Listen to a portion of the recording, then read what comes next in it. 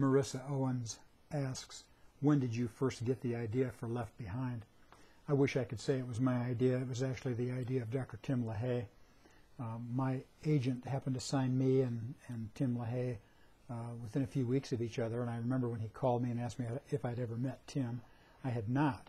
I'd actually published Tim in a magazine that I'd edited, but I hadn't met him, and I knew he was a great speaker and former pastor and great nonfiction writer.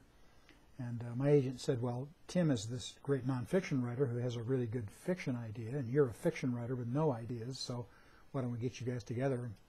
And so I remember we met at a hotel near O'Hare Airport. I lived in the Chicago area at the time, and Tim flew in from California, and our agent flew in from Colorado, and we hit it off right away.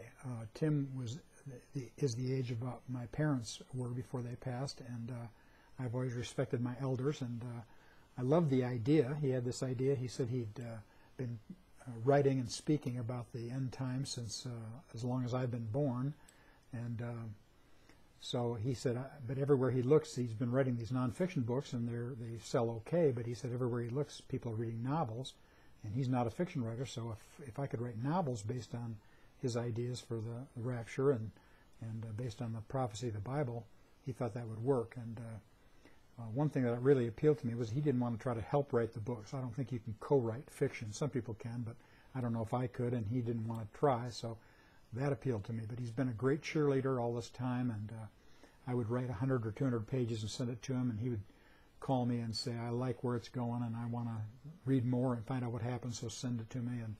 And we've just had a great time, and it became a great crossover phenomenon, so it's been wonderful. But it wasn't my idea, it was his.